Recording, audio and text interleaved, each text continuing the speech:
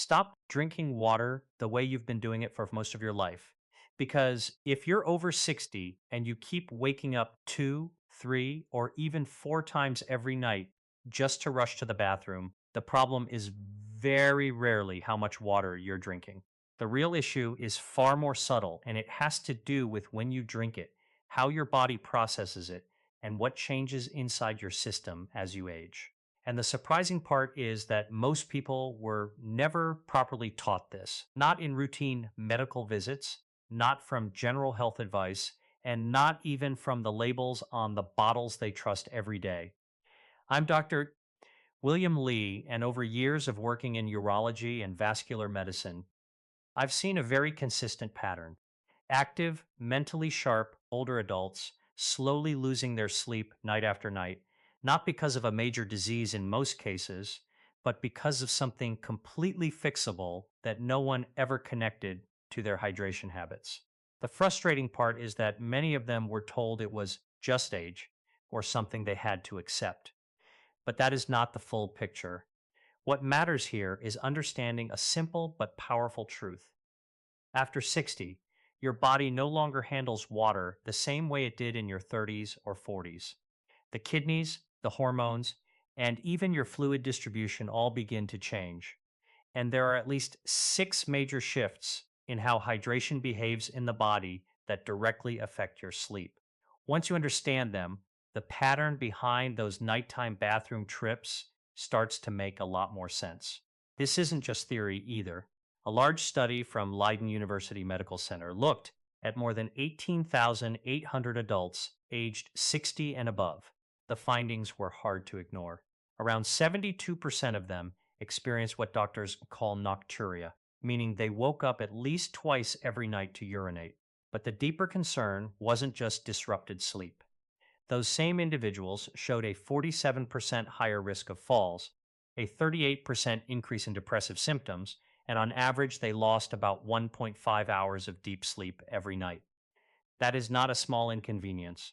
That is a slow but steady decline in physical health, emotional stability, and cognitive energy happening quietly in the background of everyday life.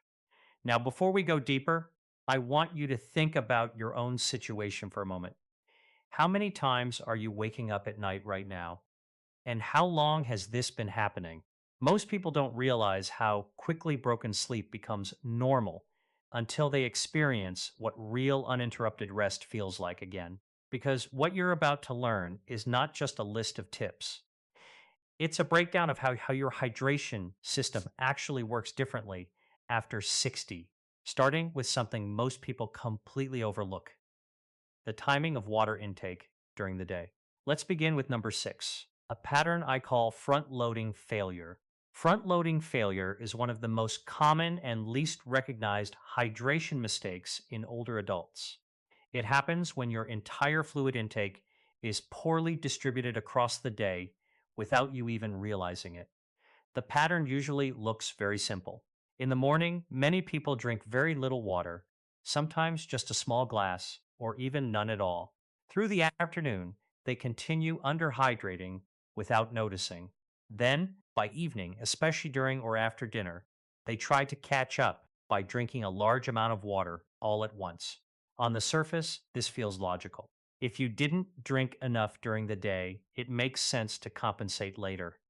But inside the body, especially after 60, this creates a very different response. To understand why, you need to look at how the kidneys change with age. After about 65, kidney filtration efficiency declines by roughly 30 to 40%. This natural process, known as glomerular decline, means your kidneys no longer process fluid at the same speed or smoothness they once did. Instead of quickly filtering and balancing fluids throughout the day, they begin to work more slowly and with less flexibility. You can think of it like a water system that once ran at full capacity, but is now operating at half strength. When that system suddenly receives a large volume of water in the evening, it cannot process it efficiently in real time. Instead, the excess fluid is held and redistributed later, and that delay is where the problem begins, and that delay is exactly where the trouble begins. When you take in a large amount of fluid in the evening, your kidneys don't always process it immediately. Instead, they work through it gradually. So, what happens is simple. Your body stays quiet for a while after you fall asleep. But as the hours pass, the system finally catches up with everything you drank earlier. That catch up effect usually appears around late night hours, often between 11 p.m. and 1 a.m., when your bladder suddenly signals that it needs attention. At that point, it doesn't feel like a hydration issue anymore. It feels like your sleep is being interrupted for no reason. But the reason was already set in motion hours earlier by how the fluid was distributed throughout the day. The correction here is surprisingly simple, but it requires consistency, not effort. The goal is to shift hydration earlier in the day so your body is not forced into that late night processing load. In practical terms, around 60 to 70% of your daily fluid intake should happen before 2 p.m. This is not a random recommendation. It is based on how kidney efficiency and circulation naturally perform better during active daytime hours. There has been supporting research on this pattern as well, including findings associated with the University of Copenhagen, where studies on older adults showed that shifting hydration earlier in the day significantly reduced nighttime bathroom trips. In many cases, the reduction was around 40% within just a few weeks. The body adapts faster than most people expect once the timing aligns with its natural processing rhythm. And this isn't just data on paper, it shows up very clearly in real patients. I remember one case very well. A 71-year-old retired teacher named Margaret from Pennsylvania came to see me after struggling with nearly 2 years of broken sleep. She was waking up 4 times every night, sometimes more. Over time, it started affecting her mood, her memory, and even her confidence during the day. She told me she began dreading going to bed because she already knew what the night would look like. We didn't start with medication. We didn't add any complicated treatment. We changed only one thing: the timing of her water intake. We shifted most of her hydration to the earlier part of the day and reduced late evening intake significantly. Within 3 weeks, her nighttime awakenings dropped from 4 to 1. After 6 weeks, there were nights where she didn't wake up at all. What stayed with me most was what she said afterward. She told me she had forgotten what it felt like to sleep without interruption, and that feeling of normal rest had slowly come back to her. That is the impact of timing, not restriction, not deprivation, just alignment with how the body already works. As part of this adjustment, there is also a secondary detail that can help some people. Replacing some plain water intake in the morning or early afternoon with light herbal teas may support hydration balance more gently. Certain plant compounds can assist circulation and kidney efficiency in subtle ways, though this is not a requirement, just an optional support mechanism depending on personal tolerance. Now, once we understand how important timing is during the day, the next issue becomes even more interesting because many people unknowingly undo all that progress in the final hour before sleep. And that brings us directly to number five. Number five is something that appears healthy on the surface, which is why almost nobody questions it. It is the habit of drinking a full glass of water right before going to bed. You've probably heard this advice many times.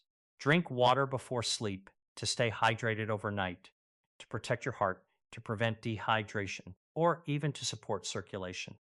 And in some specific medical situations, this advice can be valid. But for most healthy older adults, especially over 65, this habit creates a predictable problem. It increases the likelihood of waking up in the middle of the night. The reason is not guesswork. It is simple physiology that changes with age.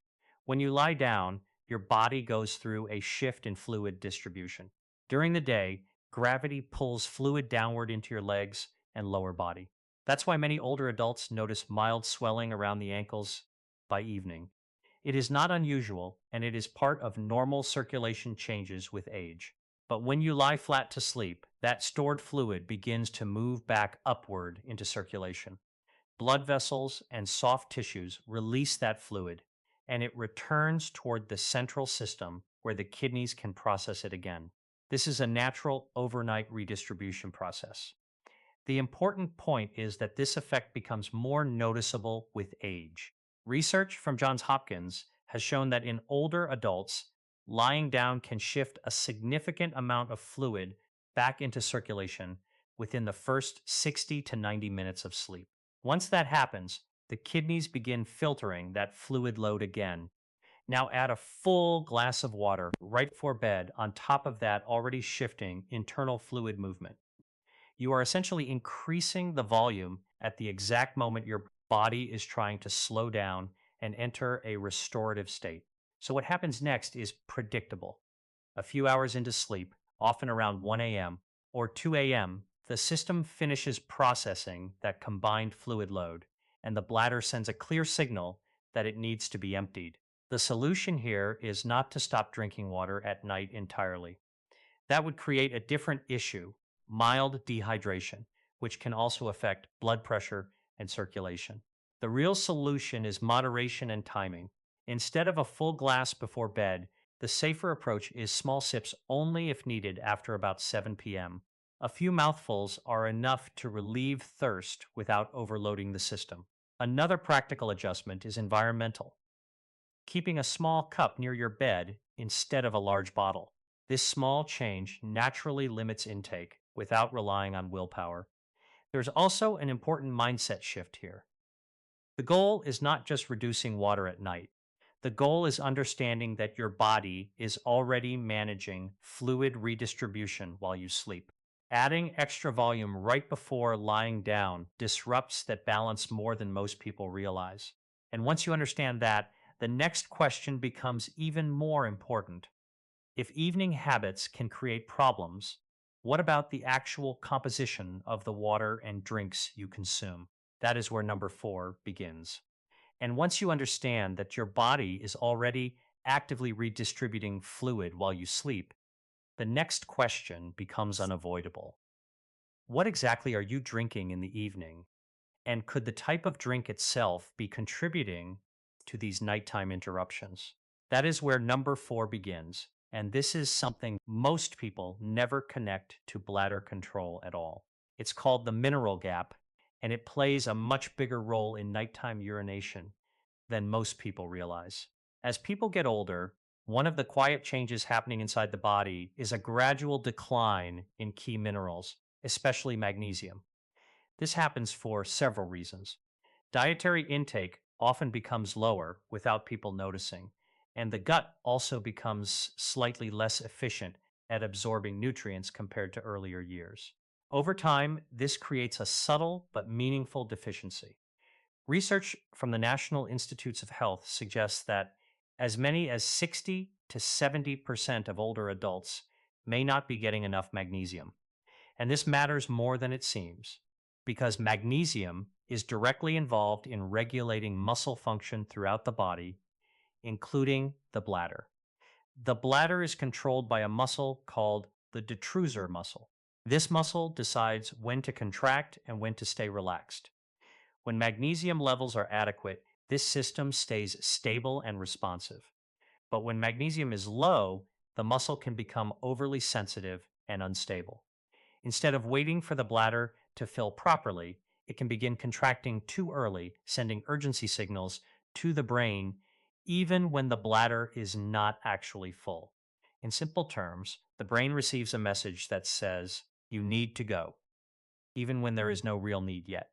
That false urgency is one of the hidden drivers of nighttime awakenings. This isn't just theory.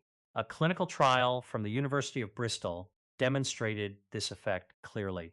In women over 60 who were given magnesium supplementation, nighttime urination episodes dropped by more than 50% within just a few weeks. That kind of improvement from a single mineral change highlights how powerful this system is. Now, here is where hydration connects directly to this issue in a way most people never consider. A lot of modern drinking water, especially filtered or heavily processed water, contains very low levels of natural minerals. On the surface, it still looks like hydration. You are drinking enough fluid. So the assumption is that everything is fine. But in reality, your body is receiving water without the mineral support it once naturally had. So what happens over time is a subtle imbalance. You may be technically hydrated in terms of volume, but your body is still functionally deficient in key minerals needed for muscle and nerve stability. And that imbalance can make the bladder more reactive, especially during the night when the system is already more sensitive. One practical approach is to make small adjustments earlier in the day rather than overcomplicating things.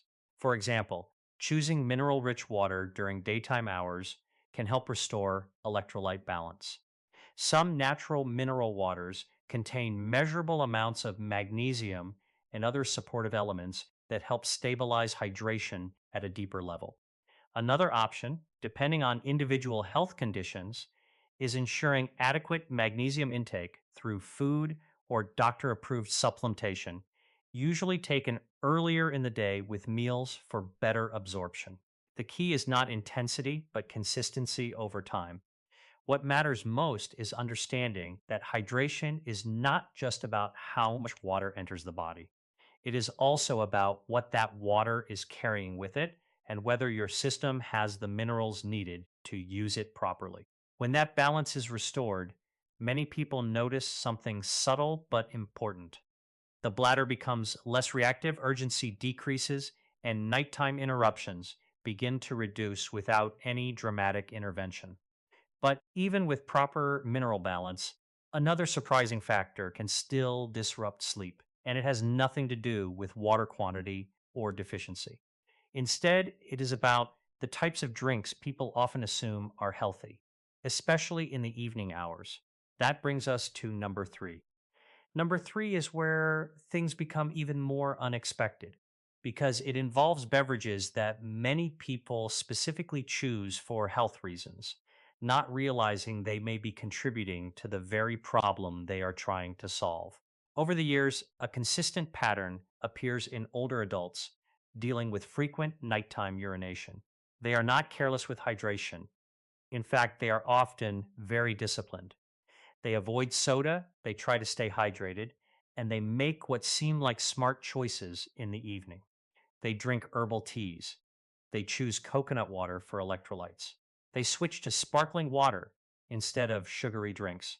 Some even infuse their water with fruits, believing it is a healthier and more refreshing option. On the surface, none of these choices seem harmful. But the aging bladder does not respond to these compounds the same way a younger bladder does. As the body ages, the bladder lining gradually becomes thinner and more sensitive. The protective mucosal layer that once helped buffer irritation also weakens over time. This means that substances which were once harmless can now trigger a response more easily. One of the most common triggers is citric acid, which is found in citrus fruits like lemon and orange. In younger adults, this rarely causes any issue. But in older adults, especially those over 70, it can increase bladder sensitivity and create a stronger urgency response, even when the bladder is not full. Carbonation is another factor. Sparkling water introduces gas into the digestive and urinary systems, which slightly increases internal pressure. While this increase is small, it can be enough to trigger urgency in a sensitive bladder system, particularly at night when the body is more reactive. Certain herbal teas can also contribute, especially those containing ingredients like hibiscus or high levels of vitamin C. Even though they are natural, they can still act as mild irritants under specific conditions. There is a real case that illustrates this clearly. A 74-year-old retired engineer named Robert from Arizona followed what he believed was a very healthy evening routine. Every night he drank green tea with lemon and added a small amount of apple cider vinegar, something he had read was beneficial for digestion and metabolism. Despite this careful routine, he was waking up 3 times every night. He assumed it was just aging or a medical condition developing. But when his habits were reviewed more closely, the issue wasn't disease, it was irritation. We simplified his evening routine for 2 weeks. No citrus, no carbonation, no complex herbal blends, just plain warm water in small amounts when needed. The result was almost immediate. His nighttime awakenings dropped from 3 times to once, and in some nights, he didn't wake up at all. This wasn't about labeling those drinks as unhealthy. It was about timing and sensitivity. The same beverage that supports health during the day can become disruptive at night when the bladder is more reactive and the body is preparing for rest. A simple guideline that often works well is to keep evening drinks as neutral as possible after around 5 p.m. Plain water is usually the safest option. For those who prefer something warm, chamomile tea is one of the few herbal options that has been studied for its calming effect on bladder activity. Research from Nagoya University in Japan found that chamomile extract can reduce bladder muscle activity, helping reduce urgency in sensitive individuals. The key idea here is not restriction, it is simplification. The fewer irritating compounds your bladder has to process in the evening, the more stable your sleep becomes. And once we understand what should be avoided at night, the next question becomes even more important. What should the ideal morning hydration pattern look like so the body does not carry imbalance into the evening at all? That is where number two begins. And once we understand what should be avoided in the evening, a far more important question emerges naturally. What should you actually be doing in the morning so your body doesn't carry that same imbalance into the night in the first place? That is where number two begins. And this is where many people unknowingly set up the entire cycle of nighttime bathroom trips without realizing it starts right after they wake up. Almost every health conscious person over 60 has heard the same advice at some point. Drink a large glass of water first thing in the morning. It sounds logical, even responsible. You wake up after 7 or 8 hours without fluids, so your body must be dehydrated. The natural reaction is to drink quickly, often a full glass, sometimes even more, right away.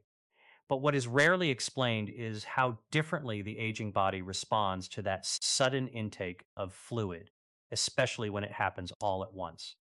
When you drink a large volume of water quickly after waking, your internal system experiences a rapid shift in blood concentration. In medical terms, this is often described as an acute osmotic change. In simple language, your blood becomes diluted quickly, and your kidneys immediately respond by increasing urine production to restore balance. At first, that may seem harmless, even healthy. You hydrate, your body flushes out excess fluid, and everything appears normal. But the real impact is not just that immediate response, it is what happens to the hormonal rhythm that follows. One of the key systems involved is the regulation of antidiuretic hormone, also known as ADH. This hormone plays a critical role in telling your kidneys how much water to retain and how much to release throughout the day and night. When this system is disrupted early in the morning by a sudden large fluid intake, it can affect the balance of fluid regulation for many hours afterward. Research, including findings from the University of Tokyo's Department of Nephrology, suggests that older adults who hydrate more gradually in smaller amounts tend to maintain more stable ADH regulation throughout the day.